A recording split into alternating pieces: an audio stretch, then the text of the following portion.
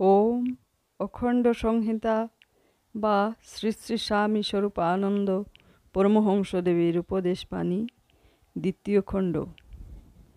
শরীরের বিভিন্ন কেন্দ্রে মনঃসন্নিবেশনের তাৎপর্য। যুবক, শরীরের বিভিন্ন কেন্দ্রে মনঃসন্নিবেশনের বিশেষ তাৎপর্য কি কিছু আছে? শ্রী শ্রী বাবামণি: নিশ্চয়ই আছে। মন সর্বদাই স্বভাবত নিম্নগামী থাকে, তাই গুহ্যমূলে মনঃসন্নিবেশন করতে ক্লেশ কম হয়। সেখানে মন সহজে স্থির হয়ে যায়। নাভিমূলে মনঃসন্নিবেশন করলে নিদ্রা গভীর ও সুখপ্রদ হয়, তাই এতে দেহ মনের বিশ্রাম হয়। হৃদয় প্রেমানুভূতির স্থান, তাই বক্ষে মনঃসন্নিবেশনের দ্বারা ইষ্টের প্রতি ভক্তির ও আবেগের ভাব বৃদ্ধি পায়। ভ্রূমধ্যে শ্রীগুরুর দিব্য সিংহাসন, তাই এখানে মনঃসন্নিবেশন দ্বারা অজ্ঞানের অন্ধকার দূর হয়। জ্ঞানের আলো উপলব্ধির নানা বিচিত্র অবস্থা ফুটে ওঠে। মস্তিষ্ক থেকে ধরে অনন্ত ঊর্ধ্ব পর্যন্ত সহস্রার বিরাজিত। সুতরাং সেখানে মনঃসন্নিবেশন দ্বারা নিরাকার নিরঞ্জন নিষ্কল ব্রহ্মের সহিত অভেদ বুধ প্রতিষ্ঠিত হয়। ভ্রূমধ্যে মনঃসন্নিবেশনের শ্রেষ্ঠতা। যুবক, এর মধ্যে শ্রেষ্ঠ কোনটি? শ্রী শ্রী বাবামণি: সময় বিশেষে সাধকের পক্ষে এক একটি কেন্দ্র শ্রেষ্ঠ, কিন্তু সর্বসময়ের বিচারে ভ্রূমধ্যই সর্বপ্রকারে শ্রেষ্ঠ। শ্বাসে প্রশ্বাসে নাম জপ ও অস্বস্তি। অপর একজন প্রশ্ন করিলেন, শ্বাসে প্রশ্বাসে নাম জপ করতে বড় অস্বস্তি বোধ হয়। শ্রী শ্রী বাবামণি হাসিয়া বলিলেন, তা তো বাবা বোধ হবেই। এটা যে অতি সহজ কাজ। সহজ কাজের চাইতে কঠিন কাজ জগতে আর কি আছে? জন্মের সঙ্গে সঙ্গে শ্বাস প্রশ্বাসকে নিত্য সঙ্গীরূপে পেয়েছ, কিন্তু এতকাল ধরে শ্বাস টানা আর প্রশ্বাস ছাড়াকে কষ্টকর বলে মনে হয়নি। যাই বলে দিলুম শ্বাসের প্রতি লক্ষ্য দাও, আগম নির্গমে তার সঙ্গে সঙ্গে ভগবানের মঙ্গলময় নাম স্মরণ করো, অমনি কাজটা শক্ত হয়ে গেল। কি বলো? প্রশ্নকর্তা যেন লজ্জাবোধ করিলেন। শ্রী শ্রী বাবামণি বললেন, এতে তোমার লজ্জিত হওয়ার কিছু নেই বাছা। না জেনে কাজ করলে কাজে শ্রম বোধ হয় না।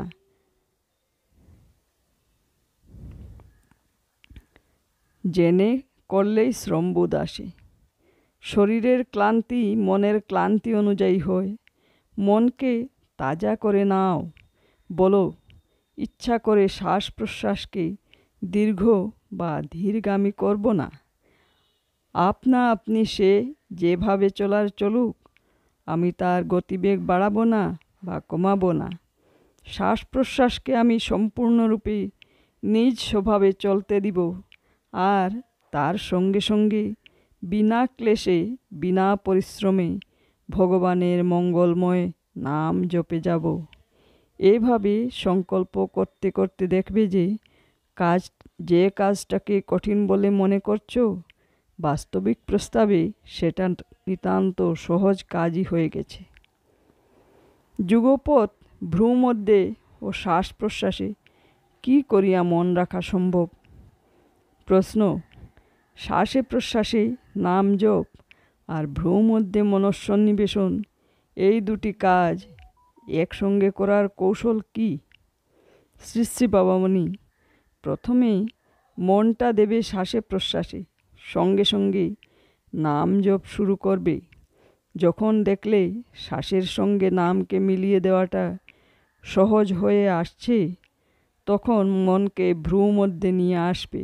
দেখো, প্রতি শ্বাসে আর প্রতি প্রশ্বাসে নাম করে যেতে তখন আর কোনো আলাদা রকমের অভিনিবেশের প্রয়োজনই হবে না। শ্বাস প্রশ্বাসে নাম করবে বলে তোমার মনকে তোমার নাকে, আলজিভের গোড়ায়, কণ্ঠনালীতে বা ফুসফুসে রাখার কোনো প্রয়োজন নেই। অমনি শ্বাস প্রশ্বাস নিতে বা ছাড়তে যেমন ফুসফুসের কথা মনেই আসে না, শ্বাস প্রশ্বাসে নাম করবার কালেও তেমনি ফুসফুস আদি শ্বাস সম্পর্কিত যন্ত্রে মন রাখার কোনো প্রয়োজন নেই। ভ্রূমধ্য ও শিরোপীড়া। অপর একটি যুবক প্রশ্ন করিলেন, ভ্রূমধ্যে মনঃসন্নিবেশনের ফলে কি কখনো কখনো মাথা ব্যথা হয়? শ্রী শ্রী বাবামণি, সুস্থ ব্যক্তির হয় না। চোখে কোনো দোষ থাকলে বা মস্তিষ্ক উত্তপ্ত থাকলে কারো কারো এরূপ হতে পারে, কিন্তু এজন্য চিন্তা করা উচিত নয় বা ভ্রূমধ্যে মনঃসন্নিবেশনের চেষ্টাও কিন্তু এজন্য ছেড়ে দেওয়া উচিত নয়। বরং লক্ষ্য রাখা দরকার যেন ভ্রূমধ্যে মনঃসন্নিবেশনকালে জোর করে চক্ষে ললাটের দিকে ঠেলে দেওয়া না হয়।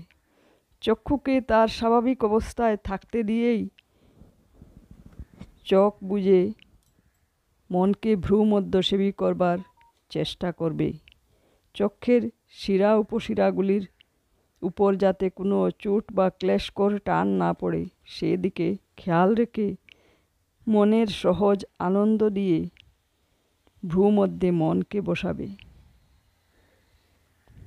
এইভাবে কাজ করলে ভ্রূমধ্যে মনঃসন্নিবেশনের দ্বারা তোমার শিরোপীড়াদি হবার ভয় কমে যাবে। অনেক সময়ে পেট গরম থাকার দরুনও ভ্রূমধ্যে মনঃসন্নিবেশন করতে ক্লেশ হয়। সুতরাং কোষ্ঠ পরিষ্কার রাখার দিকেও লক্ষ্য দিবে। আহারীয়কে সহজ পাচ্য লঘু করবে, চিবিয়ে চিবিয়ে খাবে, লোভ বর্জিত সরল সহজ খাদ্যে তুষ্ট থাকবে। তারপরেও যদি শিরোপীড়ার ভাব না কমে, তাহলে প্রাতঃকালে ভ্রূমধ্যে, মধ্যাহ্নে হৃদয়ে, সায়ংকালে গুহ্যমূলে এবং শয়নকালে নাভিমূলে মন স্থির করে নামের সেবা করবে। এভাবে কয়েকদিন করার পরে দেখতে পাবে যে সকল সময়েই যদি ভ্রূমধ্যে মনঃসন্নিবেশন করো তাহলেও শিরোপীড়া হচ্ছে না। হরি ওম।